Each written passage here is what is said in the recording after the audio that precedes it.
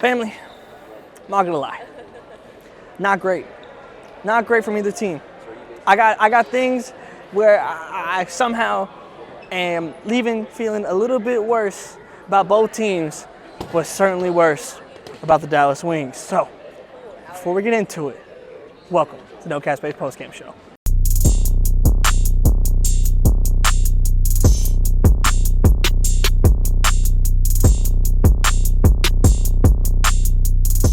Let's start off with the winner. Let's start off with the Seattle Storm. First off, that first half, that offense was humming. They shoot over 80% from three. They go 9 for 11. I mean, look, if you're hitting threes and you're the Seattle Storm, you're feeling really damn good. You're feeling really damn good, especially knowing what the defense that you have is capable of doing. We saw that in the first half. Second half, they never made another three. Now, don't get me wrong. Their three players tonight, Skylar Diggins just continues to prove that she still does this. She still does this. Where she ends up? What is it here? 21 points, 9 assists. Come on. Skylar still does this. And she's going to have to be at that level. That is going to be required for this Seattle team. Neko Gumake was phenomenal tonight. I mean, 23 and 19? Goodness gracious. That's now two bigs. That is now two bigs against the Dallas Wings. First it was Fee, now it's Nneka, that have absolutely dominated against this team. And then I mentioned in my preview, if the Seattle Storm can unlock Olympic Gabby Williams, their trajectory as a team completely changes.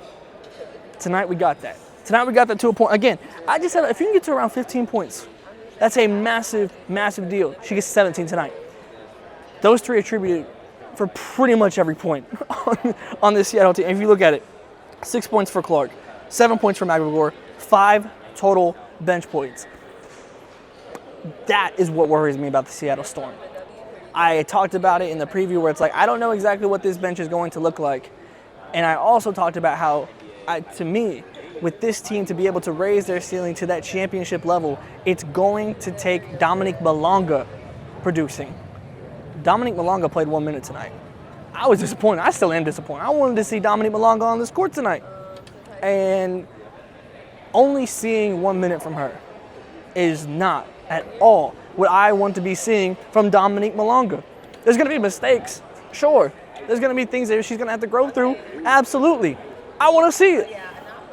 I want to see it, especially when you go through offensive lulls, right? Like you're not relying on her to go and be your offensive engine. I'm not saying that by any means. But to only have 1 minute, only one, especially when there was like decent times throughout this game where you're up double-digit points where you can get Dominique Malonga in this game. So for me, the stars were phenomenal for Seattle. The others, you need more from. And you probably need more from Ezi McGregor just generally to reach that level again. That second half, the offense just did not show up in that second half really much at all, frankly. The first half, again, was phenomenal. You're not going to shoot 9 for 11 in every first half and build yourself that lead because we saw Dallas come back. So let's talk about Dallas because Paige Bueckers tonight looked very, very good. Didn't look sped up. The moment that Paige Bueckers takes over the Dallas Wings franchise, they're going to be a better team. The moment that this team starts playing through Paige Bueckers, they're going to be a better team. If you look, I'm not the biggest plus-minus person. It doesn't tell the whole story. But tonight, to me, it does. Look at the plus-minus.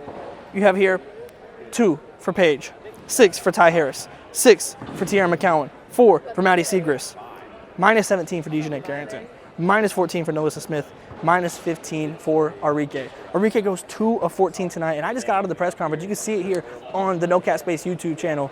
You can see, and we heard it from Chris Koklanis, the head coach of the Dallas Wings. Arike has to find a way to impact the game whenever the shot's not falling, whenever she's not scoring. What are you going to be doing on this court? And we saw for an extended period of time, especially deep into the fourth quarter, like it wasn't until the 5-minute mark. Arike went out at around 2 minutes left in the third quarter and didn't come back in until the 5-minute mark of the fourth quarter. And that is when the Dallas Wings made a lot of their run.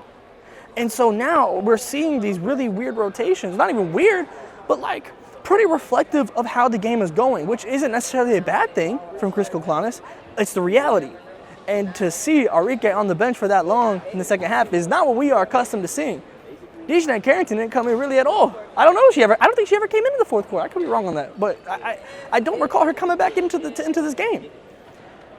That is incredibly interesting to me, because to me, when I'm looking at these two games, I've spent this weekend here in Dallas, Paige has looked steady. Maddie Siegrist has been an incredible bright spot off the bench, and to me, should be in that starting lineup. And Ty Harris feels like the key next to Paige Bueckers. And the fit of Arike and Paige, it's not, I don't think playing through Arike is your best basketball. That is not what makes you the best basketball team you can be. And so now you're at a weird crossroads for this Dallas Wings season. I think one thing that you have to think about over the course, not the BTS, sorry. We got people distracting me, you know. But the thing is, with this Dallas Wings team, Arike is a free agent at the end of this season. What's next? Because to me, the system is Paige Bueckers. And the play feels better through Paige Bueckers. The play feels better when you have some of these bench players coming in. And that is playing through a system, and it seems smoother. And some of the decision-making and the shot-taking, and frankly, these are the things that have been the talking points around Arike her entire career. And now that we're seeing her next to another star guard, which we have not seen before, I might add, this really is Arike's first time being in a position where she has a fellow star next to her around the perimeter. It's not meshing. Again, it's only game 2. We can see improvements. There's going to be games where Arike just absolutely pops off. I fully believe that, because that is the player that Arike is. She's a bucket. We know that.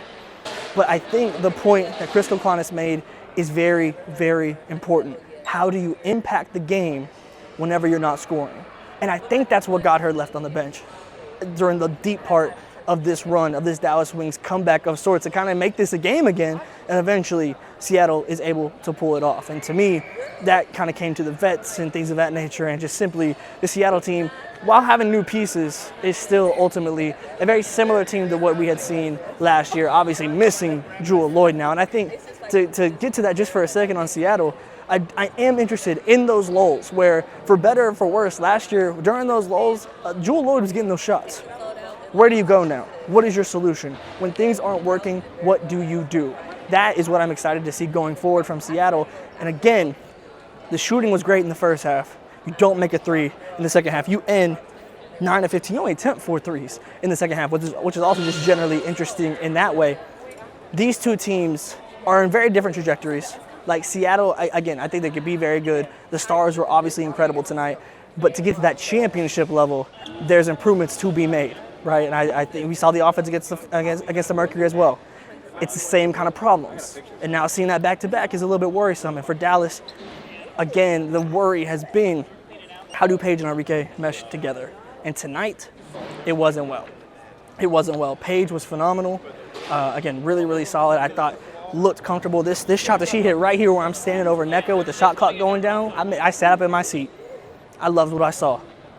The Dallas Wings have a lot of questions that they have to answer, and it might not be all this season as well. So I'm interested in seeing how this all develops. So that's going to do it for me here in Dallas. Make sure you're tapped in across the board, No Cap Space. Ball Up Top, our weekly women's basketball podcast, is dropping. When I'm recording this tonight, it'll be tomorrow. It'll be fully on NoCapSpaceWBB.com and uploaded over the week here on the YouTube. We'll be talking everything that went down this weekend, from all the ball to our show, everything all addressed on Ball Up Top this week. So make sure you're tapped in here on the YouTube. Make sure you're tapped in on NoCapSpaceWBB.com. Subscribe, like, share, comment. Let me know, what are the biggest changes that Seattle and Dallas need to make in their own right? Make sure you're tapped in across the board, and I'll see you next time.